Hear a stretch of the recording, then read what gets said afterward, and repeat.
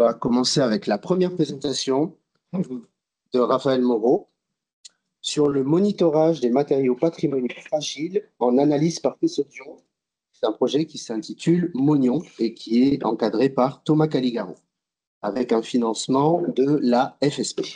Bonjour à tous, merci d'assister à cette présentation que je vais vous faire ici au C2RMF sur le projet postdoctoral sur lequel je travaille en collaboration avec mes collègues, encadrants, mentors, Thomas Caligaro et Laurent Pichon en particulier, sur le projet qui s'intitule donc Monion, pour monitorage de matériaux patrimoniaux fragiles en analyse par faisceau Dion.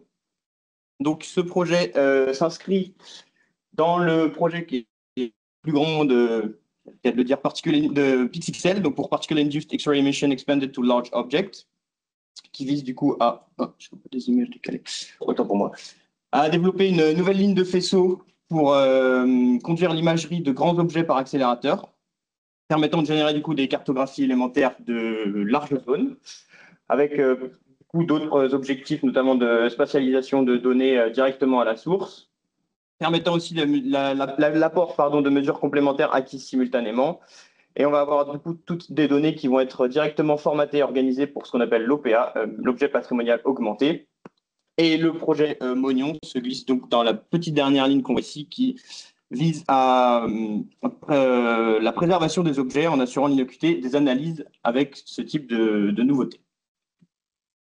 Donc en bref, j'ai listé ici toutes les collaborations qui viennent se mettre en jeu dans ce projet, avec le C2RMF, le LabBC, Ipanema, l'ANISAS, SATI, qui ont toutes des apports spécifiques.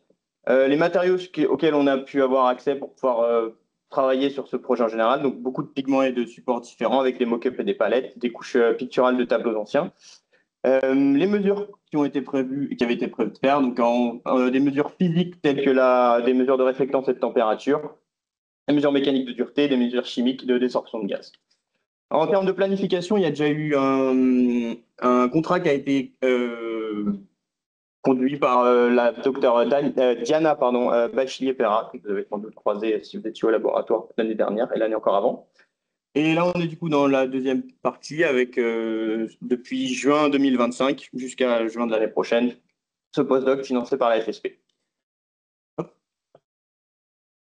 Donc, le contexte dans lequel se situe ce projet, c'est 10 ans d'activité internationale sous l'égide de l'AIAEA, l'Agence internationale pour l'énergie pardon. Et c'est aussi des thèmes de recherche qui sont conduits au sein de projets européens plus grands, tels que Hyperion CH et Hyperion HS.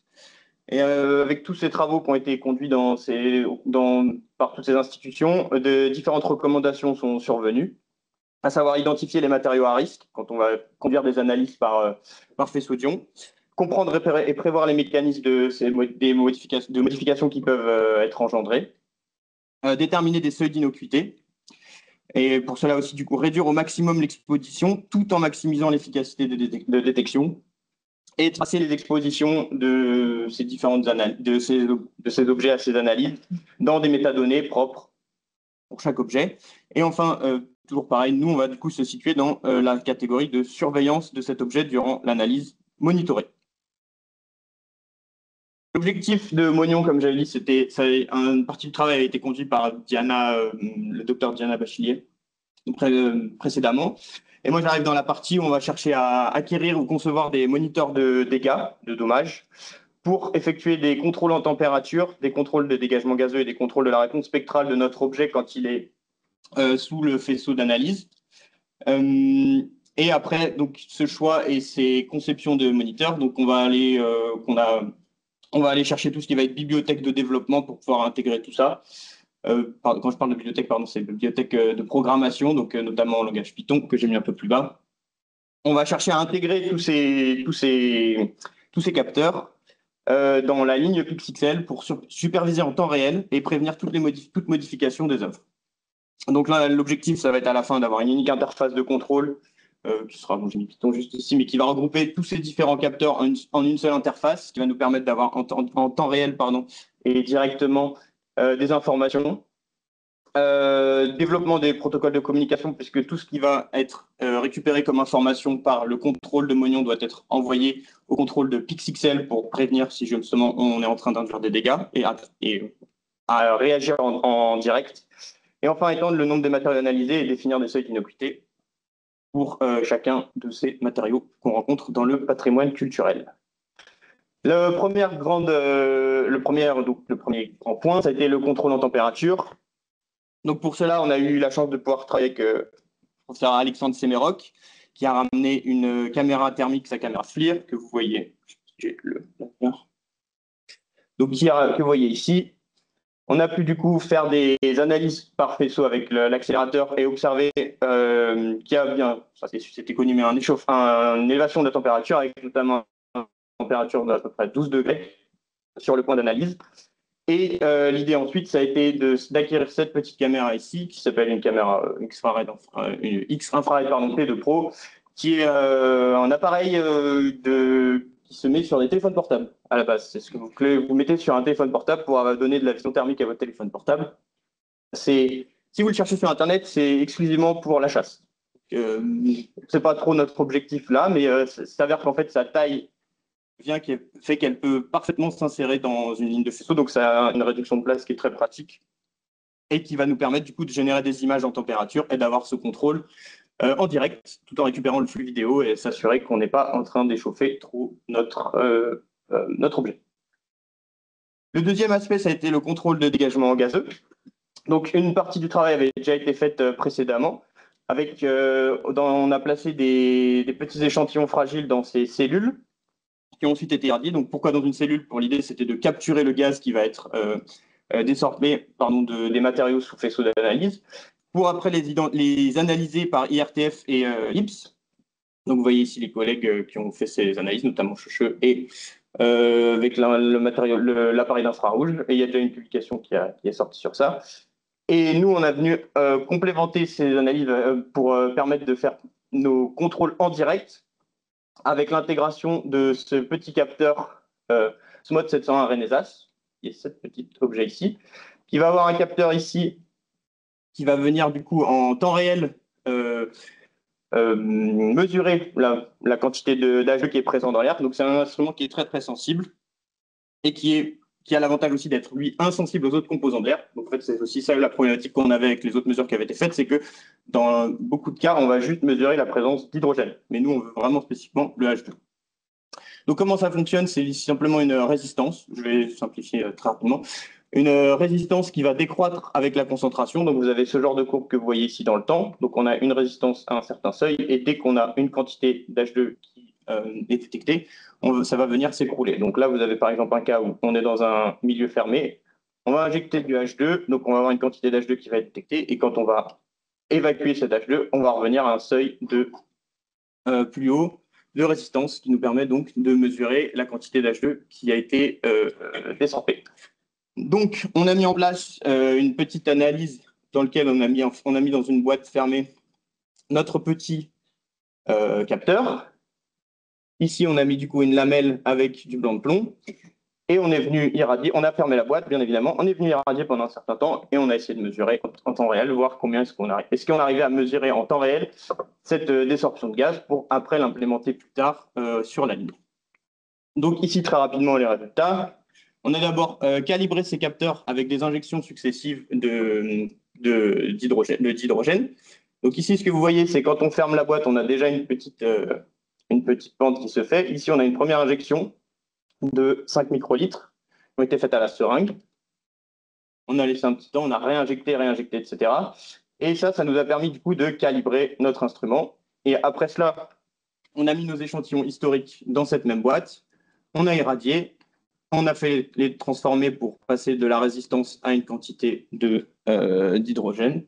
Et on a ce genre de courbe qui nous sort. Donc, en fait, en temps réel, on va pouvoir avoir vraiment une mesure du gaz qui est émis ou pas par l'objet et vérifier qu'on n'est pas dans des seuils qui correspondent à des dégâts trop importants sur ce qu'on étudie en ce moment.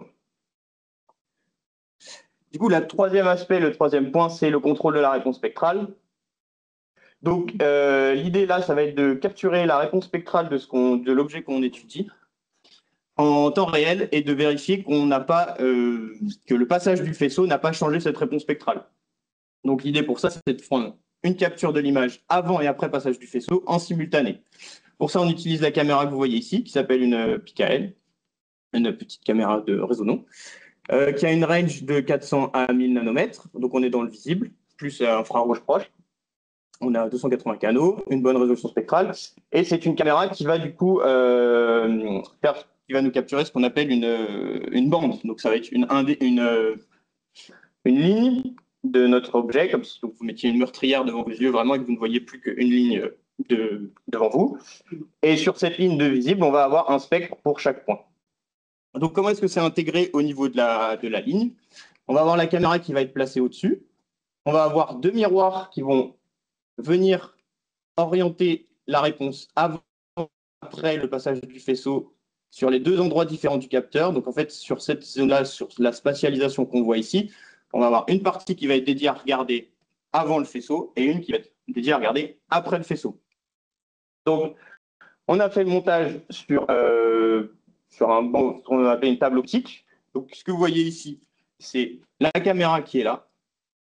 Ici, on va avoir notre gros cube sur lequel est la caméra. Donc ici, vous imaginez que l'accélérateur, toutes les particules viennent comme ça.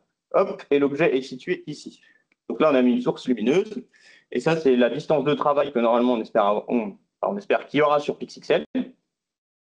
Donc là, vous voyez du point de vue si vous étiez dans la caméra, enfin, si vous étiez à la caméra, donc juste au-dessus, avec ici les deux petits miroirs que vous voyez ici.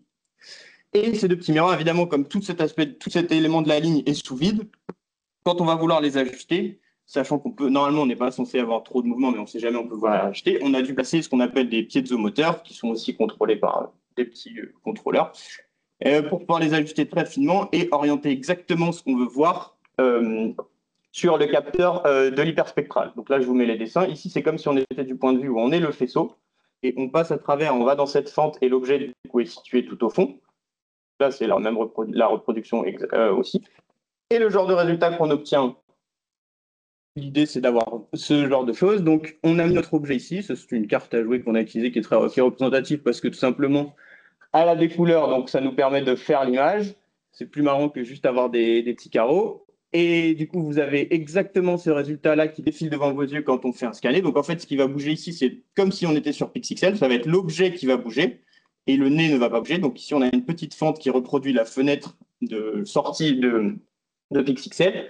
Et donc, comme je vous disais, on va avoir une image située avant et une image qui va être située après. Donc, on va acquérir en même temps cette ligne-là, mais avec un décalage spatial qui va du coup équivaloir à un décalage temporel. Et en prenant la ligne du dessus, pardon, là ici, j'ai simplement fait la moyenne du spectre ici et la moyenne du spectre en bas. Et vous avez du coup les deux spectres qui viennent se superposer. Et en évaluant ces différents spectrales, on peut s'assurer qu'on n'a pas fait de dégâts avant et après le passage du faisceau. Du coup, c'est tout ce montage-là qui va du coup devoir être implémenté dans la ligne PixXL à la fin, à côté du capteur de gaz que je vous ai présenté au début et des capteurs en température. Donc en termes de perspective, comme je vous ai dit, on va devoir avoir l'intégration des différents capteurs en tête de ligne des faisceaux. Donc ça, on attend que la ligne se finalise pour pouvoir après ajuster proprement tout ça. Il va falloir après établir les protocoles de communication entre les moniteurs Mognon, ce que je viens de vous présenter, et le contrôle de la ligne PixXL, pour être sûr que les deux communiquent bien, que la partie vraiment contrôle de la ligne, contrôle de l'acquisition, qui va être dirigée par mon collègue Laurent Pichon, récupère bien les informations par Mognon, qui prennent bien en compte cela, ou est-ce que ça va plutôt être les capteurs qui vont venir dicter OK, l'analyse ne fait rien, on peut continuer. Donc, il va y avoir tout ce genre de petits jeux à mettre en place. Il va aussi falloir du coup intégrer tous les contrôles en une interface unique que vous voyez ici, j'ai déjà commencé à la préparer, pour avoir un ordinateur dédié aussi, qui va être aussi en bout de ligne, qui va avoir des renvois d'écran dans la salle de contrôle. Donc, il y a toutes ces petites intégrations au niveau manipulation qui vont être mis en place, et pour finalement, après, à la fin, étendre le nombre de matériaux analysés et définir proprement les seuils d'innocuité. Et avec ceci, je vous dis merci pour votre attention. Merci beaucoup, Raphaël, pour cette présentation. Est-ce qu'on a des questions dans la salle, déjà, pour commencer? Oui, Victor. Donc l'idée, si je comprends bien, c'est déjà tester petit à petit différents types de matériaux pour tester les mobilités avant de passer aux œuvres. Tout à fait. Alors ça, c'est quelque chose que j'ai pas présenté parce que c'était le travail qu'a fait Diana. On a eu la chance d'avoir accès à des grands mock-ups où il y a eu tout ce genre de calculs et d'acquisition, notamment sur les irradiations de faisceaux, pour savoir à quel niveau est-ce que le matériau se dégradait, notamment sur beaucoup de pigments différents. Mais l'idée, oui, à terme, c'est vraiment d'avoir un peu ces idées. Et après, on peut imaginer plein de choses, notamment, vu qu'on a une réponse de réflectance en direct, on peut peut-être se dire, on a déjà une première identification qui vient guider du coup notre approche de OK, on sait qu'on est avec ce matériau, on va peut-être faire attention, bouger des seuils, etc. Donc il y a plein de choses qui peuvent après découler de ça. Mais tout à fait, après, ça va vraiment passer plus sur le côté matériaux et être sûr qu'on n'est pas en train de. Est-ce que la mécanique, je ne sais peut-être pas je sais pas, en dialogue avec ce qu'elle a déjà intégré, par exemple, on va être obligé de lui dire attention, quel matériau à ce moment-là elle se règle. Non, en fait, c'est un peu ça, c'est une projection qu'on pourrait s'imaginer. Savoir si on a répéter la question parce que je pense que les gens en ligne, ils n'entendent pas. D'accord. Donc, la première question aussi, Non, la première, c'était bon. Donc, la question que Gilles vient de poser, c'est savoir est-ce qu'il va falloir avoir un a priori déjà sur nos analyses et leur dire on va analyser quelque chose qui ressemble à ça pour que tous les capteurs et les signaux se règlent. À l'heure actuelle, non. L'idée, c'est quand même vraiment d'amener l'objet et de pouvoir l'analyser sans avoir un diagnostic poussé et final de l'objet. Après, c'est quelque chose auquel on pourrait imaginer avoir une espèce de détection en temps réel qui viendrait affiner des seuils, mais normalement, tout est déjà réglé avec des seuils plus bas possible pour se dire quoi qu'on rencontre, on ne va pas le brûler. Donc, normalement, il n'y a pas besoin d'avoir cet a priori de base. Après, on peut très bien imaginer plein de variantes en se disant, bah oui, si on a déjà un a priori, on peut avoir des entrées dans lesquelles on vient dire, OK, on sait qu'on est sur ce matériau en quantité à fond, donc autant directement se régler au seuil où on sait qu'on est, peut-être se donner plus de marge du coup aussi pour l'analyse ou ce genre de choses. Donc, Tu as remarqué, j'imagine que peut-être c'est peut-être plus les matériaux organiques qui sont transfaits. Pour l'instant, on a pas. Moi, j'ai pas du tout passé sur. Je suis pas du tout passé sur la partie matériaux vraiment. Je suis vraiment sur le côté très ingénierie de tout coder, récupérer toutes les bibliothèques, intégrer tout ça. Vraiment, pour le coup, c'est vraiment pour le très très ingénierie. Et ce genre de données, les bibliothèques, ne sont pas intégrées à la bécane, mais elles sont produites quand même. Alors... Quand je parle bibliothèque, c'est un abus de langage, mais c'est de mon point de vue très programmateur. C'est ce qu'on va appeler des bibliothèques Python. C'est toutes les fonctions pour pouvoir communiquer avec les instruments. Mais après, si on parle bibliothèque database, base de données de pigments, bah oui, on peut très bien imaginer des ajouts, des modules en plus qui viendraient du coup s'enrichir au fur et à mesure. Parce qu'après, l'idée aussi, c'est le contrôle hyperspectral que je viens de présenter. C'est un contrôle là aussi, mais on ne va pas non plus oublier que c'est quand même une image et une information. Donc l'idée, c'est quand même de garder aussi l'hyperspectral en plus. Donc pourquoi pas juste se dire qu'on enrichit aussi des bases de données au fur et à mesure de tout ça. D'autres questions? Oui, Anne? Tu prends des températures de surface avec la caméra infrarouge. Alors, c'est intéressant juste pour faire le lien avec la présentation peut-être d'Emma tout à l'heure, parce que justement, on se pose beaucoup la question de qu'est-ce qu'on mesure vraiment en caméra infrarouge et en caméra thermique. Est-ce que c'est une vraie température de surface? Donc, ce sera peut-être des choses à mettre en tout à fait. Pour le coup, la caméra thermique, c'est celle sur laquelle j'ai un peu moins poussé parce qu'en fait, on a déjà eu le premier test avec la caméra avec Sensei Merok. Et nous, le petit capteur qu'on a, j'ai encore 2-3 problématiques sur vraiment l'intégration des images, la température, la calibration notamment, parce qu'en fait, il renvoie des données dans les métadonnées. Et on n'est pas tout à fait sûr qu'elles sont bien calibrées ou même à voir à quel niveau il faut corriger ces données ou pas de température. Voilà. Ça dépend aussi des batteries. Tout à fait. Ouais, parce qu'en plus, voilà, il y a tous ces facteurs qu'il faut normalement rajouter en plus et autres. Donc, le thermique, c'est encore un aspect où on va pousser un peu plus le développement dessus. Mais pour l'instant, c'est. Oui, tu n'as pas constaté que ça dépassait les fameux 12 degrés dont vous aviez. Là, non, comme je t'ai dit, on a vraiment fait une après-midi d'analyse sur, pareil, si je ne dis pas de bêtises, c'était sur le Cobaye One qu'on a placé. Et on n'a pas vu des écarts de température qui montent plus que ça. Donc, à voir encore une fois sur peut-être d'autres types de matériaux. Ouais. Je ne sais pas si c'est sur des choses plus organiques, sur des trucs comme ça, peut-être que ça peut chauffer encore plus. Sur des choses métalliques ou autres. Donc, quelles sont les prochaines étapes sur ce projet? comme je t'ai dit, attendre que. Enfin, là, Brice est en train vraiment d'intégrer les dernières pièces pour avoir toute la ligne finalisée. Et tout le montage qu'on a fait sur la table optique, on va l'intégrer dans le cube, notamment avec ses moteurs piézoélectriques pour être sûr de tout ça. Ensuite, intégrer vraiment tous les résultats dans une interface propre. Question beaucoup avec Laurent et Thomas pour savoir qu'est-ce qu'on veut voir sur le display de l'écran, etc., etc. Donc ça va vraiment être plutôt passé à l'intégration propre. Donc, question de Christine. Quid de la référence blanche pour les spectres? Ah, ça c'est une bonne question. Ça, c'est encore des stratégies qu'on se pose les questions. Est-ce qu'on en fait en chaque bout de ligne? Est-ce qu'on en prend un au départ? Parce que oui, PixXL, pour ceux, je ne sais pas si tout le monde le sait autre, mais on va vraiment avoir un balayage qui va attraper une bande complète. Donc c'est pour ça que ce que j'ai présenté, l'image de la bande sur la carte, correspondait assez bien à ce qu'on a, parce qu'on fait des scans en bande. Donc un peu ce qui est le cas aussi à l'heure actuelle à Aglaé. Donc l'idée, comme c'est des lignes, bah, peut-être on peut se mettre sur une référence blanche en bout, avec notamment un spectralon en bande, comme ça existe, etc., pour avoir cette mesure à chaque bout de ligne, d'être sûr que ça ne bouge pas. Après, en suivant ce genre d'approche, c'est ce que j'avais fait un peu avec notamment les scanners de Mitra et autres. À partir du moment où on prend une référence dès le début, on peut en général toujours normaliser tout le reste de notre carto par rapport à ça, vu qu'on a encore une fois aussi, on est censé intégrer un contrôle de distance pour être sûr qu'on est toujours à cette bonne distance d'analyse.